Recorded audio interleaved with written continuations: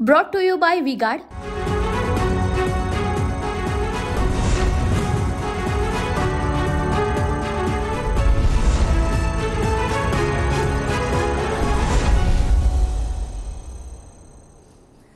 नमस्कार, TV9 मराठीमध्ये आपल्या सगळ्यांचं स्वागत. मी निखिला. महत्त्वाच्या बातमीनं बुलेटिनची सुरुवात. बातमी आहे ती जरांगे पाटलांसंदर्भातली. 5 दिवसानंतर जरांगे पाटलांनी आपलं उपोषण स्थगित केलेलं आहे. शंभूराज देसाई आणि संदीपान भुमरेंनी जरांगे पाटलांसोबत चर्चा केली. दरम्यान यावेळी जरांगे पाटलांनी राज्य सरकारला 1 महिन्याचा वेळ देत उपोषण स्थगित केलं. मात्र मागण्या पूर्ण न केल्यास विधानसभा निवडणुकीच्या मैदानामध्ये उतरणार असा इशारा जरांगे पाटील यांनी सरकारला दिलाय. शब्द डावलून जर 1 महिन्याचा जर आम्हाला नाही दिलं तर निवडणुकीत आम्ही उतरणार, मग तुम्हाला बोलणार नाही.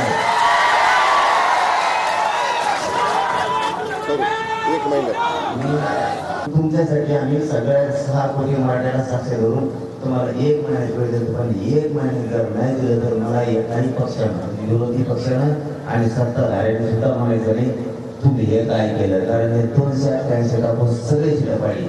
मी वेळ आली तर शिटो का नाही करणार. नाव घेऊ पाहिजे राजेश.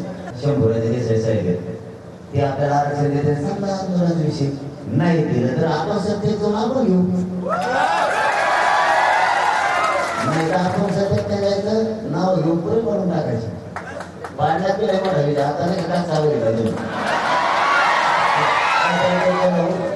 इथं सध्या स्थगित आपण हे केलेलं आहे. इथं साखळी चढून देऊ. फक्त हे छोटस हे ठेवू.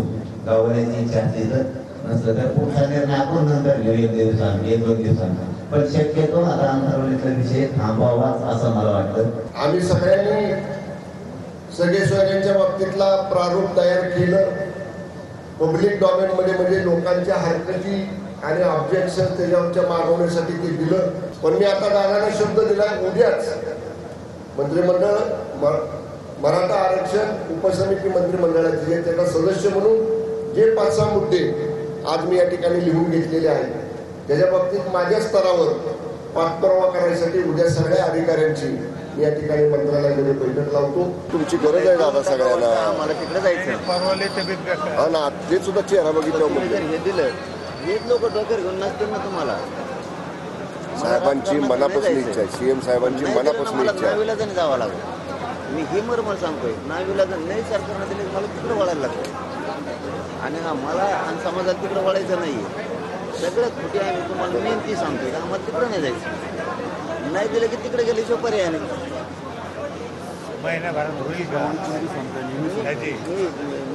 हा करू प्रयत्न आपण लवकर, म्हणजे महिन्यापर्यंत 100%.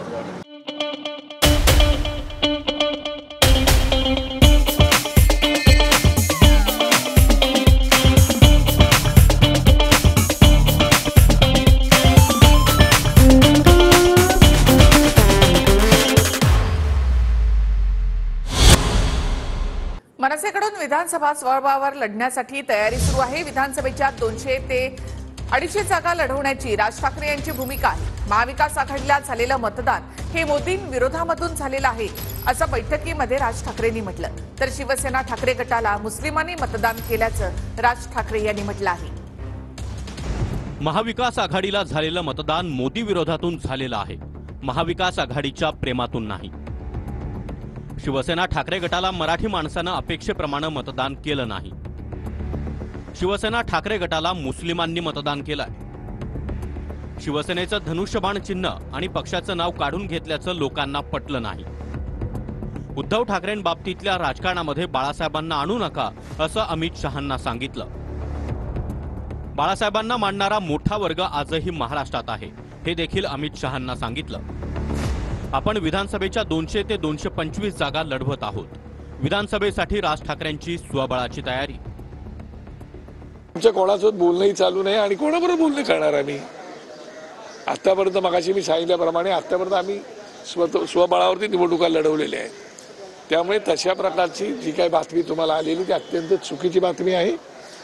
आणि आता आपण साहेबांनी आता जो आदेश दिला त्याप्रमाणे जवळजवळ 225-250 जागांची आम्ही तयारी करणार आहोत. आणि निवडणुका लढवायची आम्ही भूमिकेमध्ये आहोत. 250-250 म्हणजे स्वबळावर मनसे लढण्याची तयारी करते. पुढे पाहू काय होतंय ते, पण आता आम्हाला तर तयारी करावी लागेल ना. काय तुम्ही वर्तमानपत्रात येणाऱ्या बातम्या जर पाहिल्या तर प्रत्येक पक्षाला आपापला पक्ष मोठं करण्याची गरज आहे आणि प्रत्येकजण आपापले पक्ष मोठं करण्यासाठी प्रयत्न करत असतो. त्याप्रमाणे आम्ही सुद्धा आमची तयारी करतो आहोत. कुठे आपण अशा लोकांच्या नादाला लागायचं जे कधी निवडणुकाच लढवत नाहीत. आता कुठेतरी त्यांचा उमेदवार उभा राहणार असं वाटत होतं आणि पुन्हा देवेंद्रजींच्या आदेशानंतर लगेच ज्यांनी माघार घेतली आहे. मला नाही वाटत की अशा लोकांवर मी बोललो पाहिजे आणि माझा वेळ वाया घालवला पाहिजे. प्रयत्न करत आहेत ताई. 200पेक्षा जास्त जागा लढवण्यासाठी ते सध्या विधानसभेसाठी प्रयत्न. चला बाबा, कुणीतरी इंजिनमध्ये फ्युएल भरायला तयार झालंय म्हणायचं. मी हे स्पष्ट सांगतो की आम्ही महायुतीला पाठिंबा दिला नव्हता. माननीय नरेंद्र मोदी पुन्हा या देशाचे पंतप्रधान व्हावे, कारण 2019 ते 24 मध्ये त्यांनी अत्यंत काही चांगल्या गोष्टी केल्या होत्या, त्याला म्हणून आम्ही पाठिंबा दिला. तर एवढाच आमचा महायुतीशी संबंध आहे, आमचा पुन्हा काही संबंध नाही. त्याच्यामुळे आज राजसाहेबांनी स्पष्ट सांगितले की प्रसार माध्यमात जी चर्चा होते 15 आणि 20 जागा, असं काही नाही. आपण 250 ते 250 जागा लढणार आहोत. देखिए, उनका काम है अफवाह से गर्मी बढ़ाना और हमारा काम है माहौल को ठंडा रखना. हमारा नेता कैसा हो जो माहौल को रखे ठंडा वैसा हो. अब की बार वी गॉट एयर कूलर का चमत्कार. राज ठाकरे यांची मनसे अध्यक्ष म्हणून एकमताने निवड करण्यात आली. राज ठाकरे यांची 2028 पर्यंत अध्यक्ष म्हणून नियुक्ती करण्यात आली. यावेळी अभिनंदनाचा ठराव देखील मांडण्यात आला. निवडणूक आयोगाच्या अधिकाऱ्यांसमोर ही सर्व प्रक्रिया पार पडली. साल 2023 ते 2028 या दरम्यान महाराष्ट्र नवनिर्माण सेना पक्षाचे अध्यक्ष म्हणून श्रीमान राजसाहेब ठाकरे यांची एकमताने या केंद्रीय निवडणूक समितीने घोषणा केलेली आहे आणि तो ठराव पास केलेला आहे आणि त्या अभिनंदनाचा ठरावही या सभेने पास केलेला आहे. आज महाराष्ट्र नवनिर्माण सेना या पक्षाची पक्षांतर्गत निवडणूक झाली आणि त्या निवडणुकीमध्ये सन्माननीय पक्षाचे अध्यक्ष म्हणून राज ठाकरे साहेब यांची नेमणूक करावी असा ठराव मी बाळा नांदगावकर यांनी मांडला आणि त्याला सन्माननीय नितीन सरदेसाई यांनी अनुमोदन दिलं आणि यात सर्वानुमते म्हणजे एकमताने सन्माननीय अध्यक्ष म्हणून राज ठाकरे साहेब यांची निवडणूक आयोगाने दिलेल्या ज्या नियमावली आहे त्या नियमावलीमध्ये त्यांची नेमणूक झालेली आहे आणि त्याचा अभिनंदनाचा ठरावही या ठिकाणी मंजूर करण्यात आलेला आहे. भाइयों बहनों, उनके राज में पावर रहे अनस्टेबल और हम रखे सब स्मूथ और स्टेबल. हमारा नेता कैसा हो जो स्टेबल पावर दे वैसा हो. अब की बार वी गॉट एसी स्टेबलाइजर का चमत्कार. राज्यसभेसाठी सुनेत्रा पवारांनी उमेदवारी अर्ज भरला. दिलेल्या संधीचं सोनं करणार असल्याचं सुनेत्रा पवार यांनी यावेळी म्हटलं. तसंच अर्ज भरण्यावेळी एकही महायुतीचा नेता उपस्थित नसल्यामुळे चर्चांना उधाण आलं होतं. मात्र आम्ही कोणालाही निमंत्रण दिलं नव्हतं असं स्पष्टीकरण प्रफुल्ल पटेल यांनी दिलं. तर सुनेत्रा पवार यांनी राज्यसभेसाठी अर्ज भरल्यामुळे छगन भुजबळ नाराज असल्याची देखील चर्चा आहे. सर्व माझ्या पक्षाचे नेते, कार्यकर्ते, पदाधिकारी, महायुतीचे सर्वच माझे सहकारी, कार्यकर्ते, पदाधिकारी सगळ्यांचेच मी मनापासून आभार मानते आणि एक अधिकृत पक्षाचा आदर्श लोकप्रतिनिधी म्हणून जो विश्वास माझ्यावर पक्षाने आणि सर्वच कार्यकर्त्यांनी दाखवलेला आहे त्यासाठी मी नक्कीच दिलेल्या संधीचं सोनं करण्याचा प्रयत्न करेन. आम्ही कोणालाही सूचना केली नव्हती. फक्त त्यांना माहिती होतं की ही पोटनिवडणूक आहे, आमच्याकडूनच झालेली रिक्त जागा आम्ही भरायची आहे.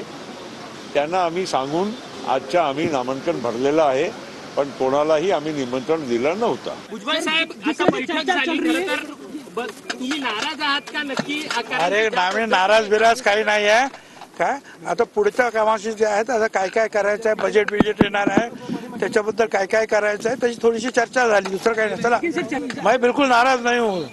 मुंह पे दिखता है क्या मैं नाराज हूँ? ठीक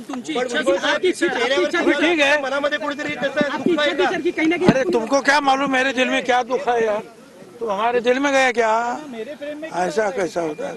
ऐसे पार्टी में जो है मांगा जाता है और फिर जो किसको मिलता है किसको नहीं मिलता, तो पार्टी की जो है डिसिप्लिन के साथ जाना पड़ता है. चेहऱ्यावरती दुःख नाही पण मनात कुठेतरी सहल आहे का संधी नाही मिळाली त्याची? भुजबळ साहेब मनात सहल आहे का संधी नाही मिळाली पुन्हा? म्हणजे जबरदस्तीनेच तुम्ही मला सांगा तुमच्या मनात दुःख आहे, तुमच्या डोक्यात दुःख आहे. अरे चलो भाई. भुजबळ साहेब नाराज? भुजबळ साहेब अजिबात एक कुठून हे सगळ्या बातमी चालू कोणी पसरवतात, बोगस बातमी चालवतात, टेबल न्यूज लोक तयार करतात. कोणी टेबल न्यूज तयार करते की भारतीय जनता पार्टी दुसऱ्या पक्षाच्या म्हणजे आमच्या पक्षाची युती ते म्हणजे मोडू इच्छितात. हे सगळे टेबल न्यूज तयार करून हे चालवणं हे आता कुठेतरी बंद झालं पाहिजे. शरद पवार पुतण्या आणि मुलीच्या वादामध्ये त्रस्त होते असं रतन शारदा यांनी म्हटलंय. अजित पवार बाहेर पडल्यामुळे शरद पवारांचा त्रास दूर झाल्याचंही ते म्हणाले. दरम्यान भाजपच्या विचारधारेचे लोक अजित पवार गटाला मतदान करतील का असा सवालही त्यांनी उपस्थित केला. तर मुस्लिम मतांमुळे ठाकरे गटाचा विजय झाला असं रतन शारदा यांनी म्हटलंय. शरद पवार जी अपनी बेटी और अपने भतीजे की लड़ाई के अंदर बहुत परेशान थे. उनकी परेशानी दूर हो गई जो अजीत पवार बाहर निकले.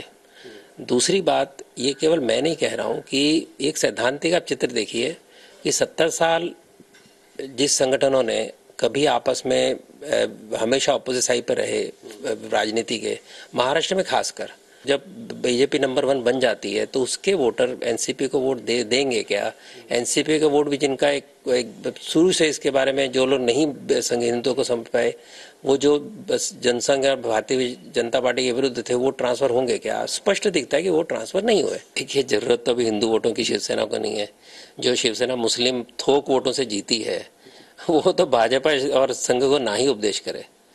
जहां तक भाजपा और संघ का विचार है, मैं पहले ही बता चुका हूं कि हर संगठन का अपना केडर है, संगठन अपना काम है और पारिवारिक है, परिवार में मिलकर काम करते हैं. अगर लगता है कुछ कमी है तो उसके लिए एक दूसरे को बोलते भी ये कमी रह गई वो कमी रह गई, तो ये थोड़ी कि परिवार टूटता है.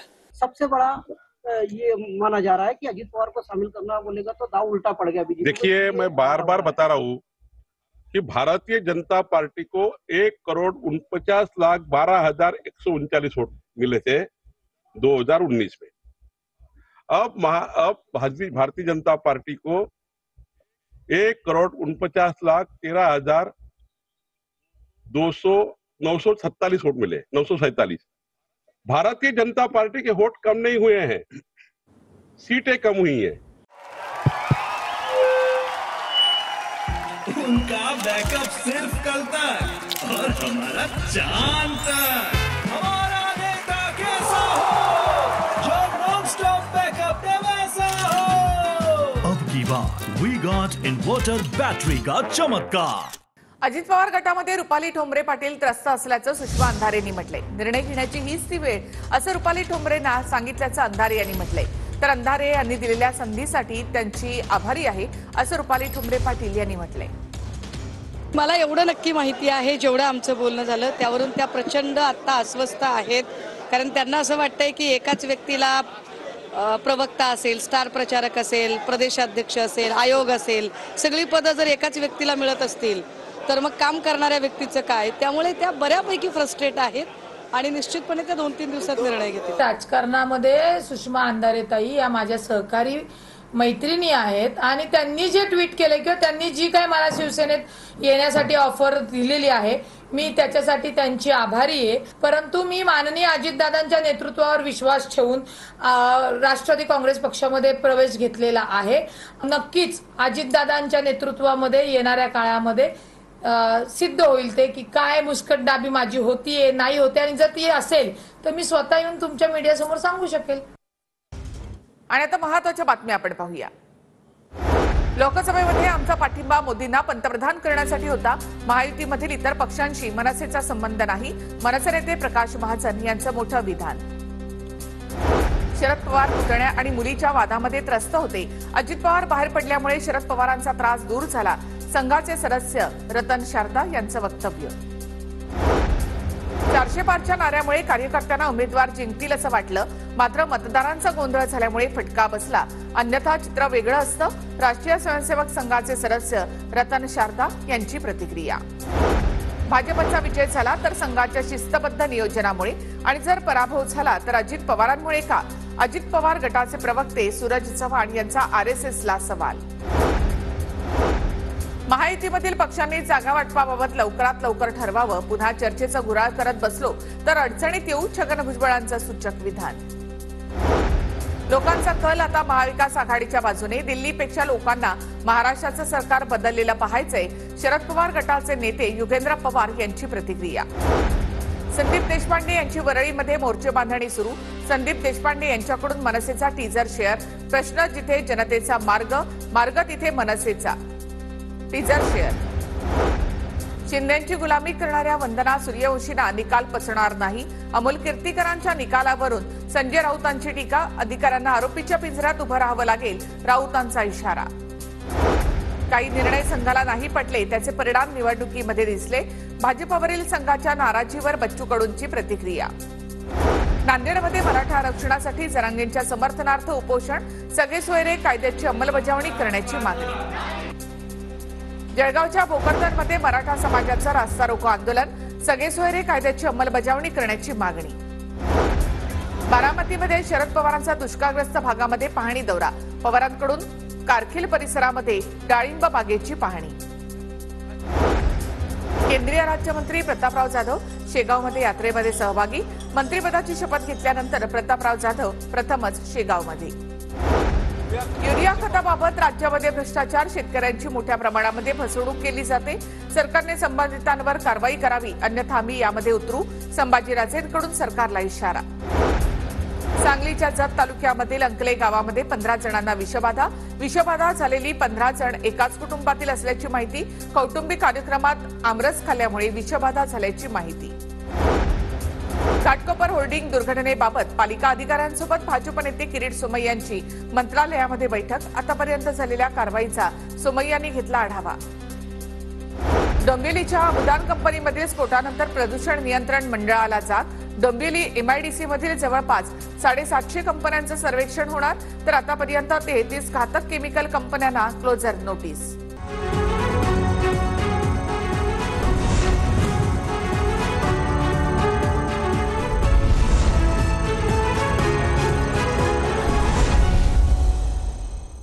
Brought to you by V-Guard,